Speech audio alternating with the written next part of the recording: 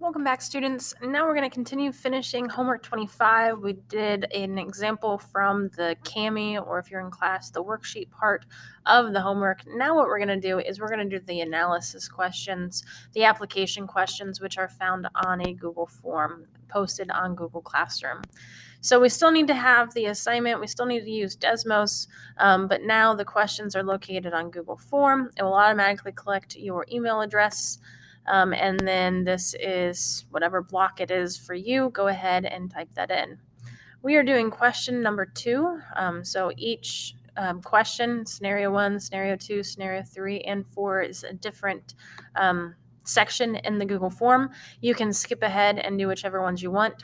Remember, with the Google form, the only way to save it is click all the way to the end and click submit. So if you haven't filled anything out, obviously it doesn't matter if you just close it. But if you have filled something out and you want it to save your work, click all the way to submit. And then later, when you get back into it, you can edit your response. So in scenario number 2, which is problem number 2, what I'm going to do is if I need to type in interval notation, so for my domain or range, I'm going to be using what's called Equatio, which should be this blue button next to your answer options, which says Insert Math. When I'm typing these in, I'm not going to use any spaces, just use my proper notation. If my answer is a number or if it's an ordered pair, something where I can type it in because I see those options on my keyboard, I don't have to use Equatio. So for all of the other questions other than the domain and range, I should be able to just type in using my keypad without pulling up Equatio. Please do not include the unit. I would love to include the unit, except for you need to match my answer exactly. So to make that easier, do not include the unit. If you need to round to whatever I told you to round to, and please do not put any commas or anything like that in, unless it needs to be there for proper notation, such as the comma separating the two coordinates in an ordered pair. But if you're typing in the number like 10,000, please do not put the comma in. All right, so the first question for our scenario number 2 says, what is the domain of the graph? So remember your domains, your x's. Could I type in any x value that I want? So let's try something really small. So negative 15, I'll just keep adding zeros, and notice that I keep getting y values. So that means that to the far left, okay, my x's exist. What about to the right? So what if I make something a really large number? Okay, I'm still getting y values.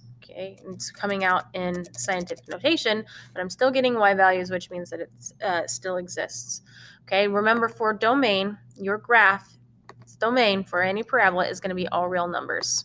So I'm going to go to Equatio, and I'm going to go to Edit Math, and then the easiest way for me, especially since my other part is hidden underneath these tools, I'm going to go to the handwriting tool. And on the right-hand side, I can type, and on the left-hand side, I can use my keypad, and I can handwrite it in, and it should be able to recognize it as long as it looks close enough to what the symbol is. So what I'm trying to do here is get all real numbers. So what that is going to be parentheses, and then negative infinity. I have not been able to find the infinity symbol in Equatio, so what I've been doing is I've been drawing it in. And then I'm going to come back to the math and put a comma, and then I need another infinity symbol, and then closing the parentheses, which should already be there. So parentheses, because remember, infinity is a concept, not actually a number that you can reach, so we put parentheses around those numbers that aren't actually included. And then you always do the smaller value on the left and the larger value on the right. So negatives are smaller than the positives. So negative infinity, comma, positive infinity. And then you click Insert Math. What is the range of the graph? So these are the y values. So what's the smallest and what's the highest? So notice that this graph goes down, which means that it goes from negative infinity up to the highest point. So when you click on Equatio again, what you previously typed in should already be there, which is nice for us because the negative infinity is still a part of our range. It's just that there's a maximum value. There's a highest point that it reaches. The range is your y values, and the highest y value is 21,980. That is an included point, so I'm going to put a bracket around that point. Please do not put a comma, Okay, because 21,980, yes, we normally put a comma to represent once we get into the thousands, but we only want one comma when we do interval notation, and that's to separate the lower bound, which is the negative infinity, to the upper bound, and that is the maximum value, which is 21,980. All right, again, a bracket because that point is actually a point on the graph, and I'm going to click Insert Math, and there is my range. Most of the time when you do an application problem with a parabola, you're going to have a range that looks something like this, where your graph opens down, which means you go from negative infinity to that maximum point. Sometimes it does open up, but that is not as often as opening down. What is the y-intercept as an ordered pair? If you want to, you should be able to click Equatio, but the easier way would just be to type in parentheses, and then since these are numbers, not using infinity or a symbol like that you need, I'm going to just type these in. Please do not use any spaces, and the only comma that you should have is the comma separating the x-coordinate from the y-coordinate. So the y-intercept, I can click on Desmos on the y-axis, and it automatically tells me it is at actually turns out to be the vertex. So it's 0, 21,980, and then close the parentheses. What is the equation of the axis of symmetry? Well, that's a vertical line. X equals the x-coordinate of the vertex, and in our case, the x-coordinate of the vertex is 0. What are the solutions written in set notation? Well, remember, set notations means that you have these braces. Sometimes they're called curly brackets. Solutions, another word for solutions, I want you to link these words together. X-intercepts, solutions, zeros, and roots. So when it asks me for the solutions, I just want the x-coordinates of the x-intercepts. It asks me to round to the nearest hundredth, so that means 2 decimal places. So that will be smaller number first, larger number second. That will be negative 37.064, 0.064 means that when I round that, 6 is going to stay the same because 4 is not enough to make it round up. So this is going to be negative 37.06, comma, positive 37.06, and then close. All right, so make sure that when you're doing set notation, you use the braces. Put the smaller x-coordinate of the x-intercept first, separated by a comma, and then the larger one.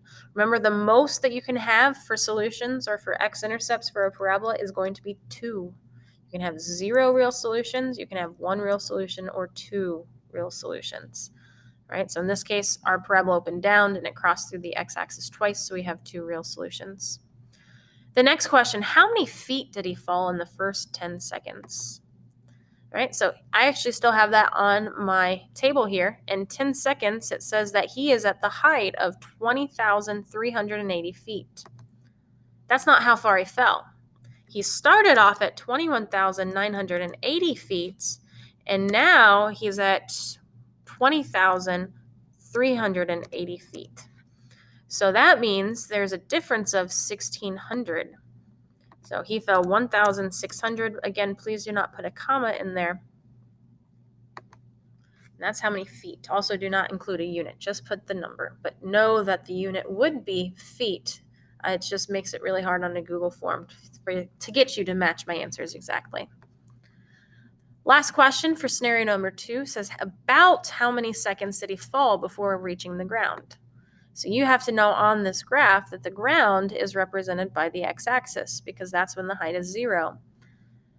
The only part that makes sense in terms of the application of this, the negative time when it makes sense, but the positive time would, and when he's back on the ground, that is about 37 seconds after he bailed out of this airplane. It says round to the nearest whole number, so I'm going to just type in 37. I'm not going to include any units. All right, so if I wanted to, I could go back to scenario number 1 now and do scenario number 1, or I can click next and notice that my work is still there. But if I were to click off this tab, it would not be there. So what I'm doing is I'm clicking next until I get to the last scenario, and then it says submit. So then what I can do is I can submit my work, and I have 2 options: to view my accuracy or edit my response. So if I view my accuracy,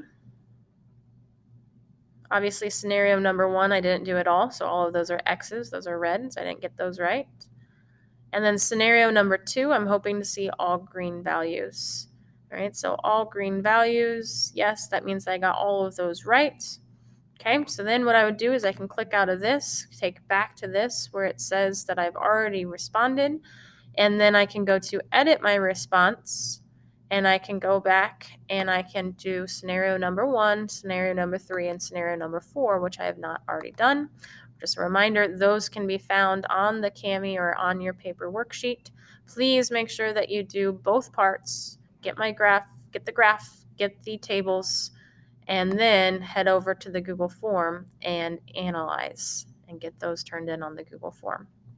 All right, thanks for watching, and please let me know if you have any questions.